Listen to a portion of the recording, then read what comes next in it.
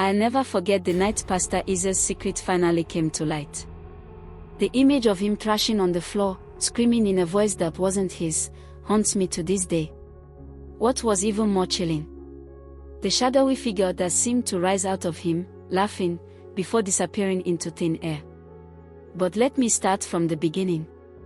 My name is Chika, and for years, I was a member of Pastor Isa's ministry. Everybody in our small town swore by him.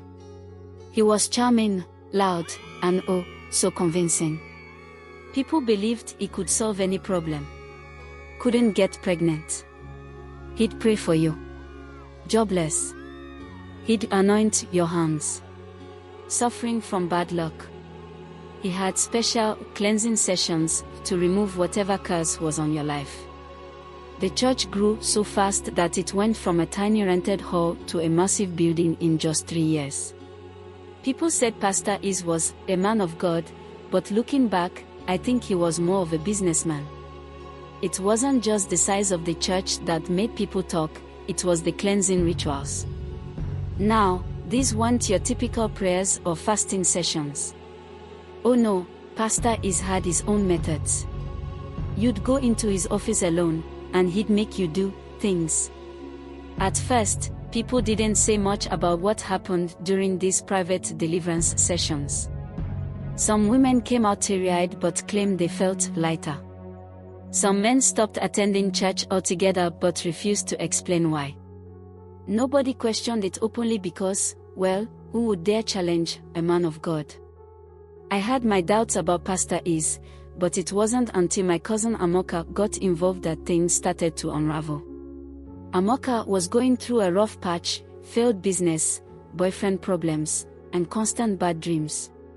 She went to Pastor Is for help. She came back from her cleansing session, different. She was withdrawn, scared, and wouldn't tell me what happened. All she said was, "Chika, that man is not what he seems. Stay away from him."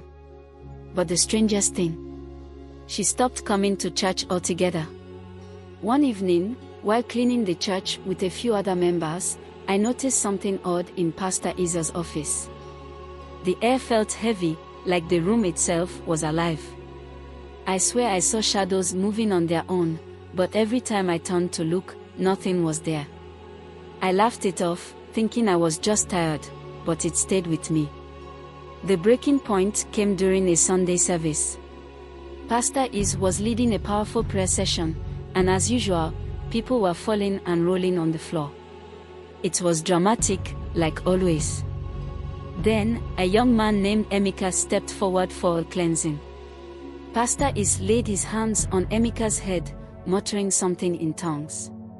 Suddenly, Emeka screamed and shoved him away. "You think you can cleanse me? I know who you are." The entire church froze. Emeka pointed at Pastor Is and shouted, "You're not a man of God. Tell them where your power comes from." At first, Pastor Is denied it. He laughed and tried to play it off as a spiritual attack. But then Emeka said something that made my blood run cold. "You've been sleeping with both men and women in this church to feed that thing inside you. Isn't it tired of you yet?" That's when Pastor Is collapsed. He started shaking violently, his voice changing from deep to high-pitched, like multiple people were talking through him. "You think I asked for this power?" he screamed. "I was promised greatness, but it came with a price." What happened next still feels like a bad dream. A dark, smoke-like figure rose from Pastor Isa's body. It had glowing red eyes and a twisted, almost human face. It laughed, a sound that didn't seem possible, and said, "Your time is up." The congregation erupted in chaos. Some people fainted, others screamed and ran. I was frozen in place, unable to move. The figure disappeared into thin air, leaving Pastor Is lying lifeless on the ground.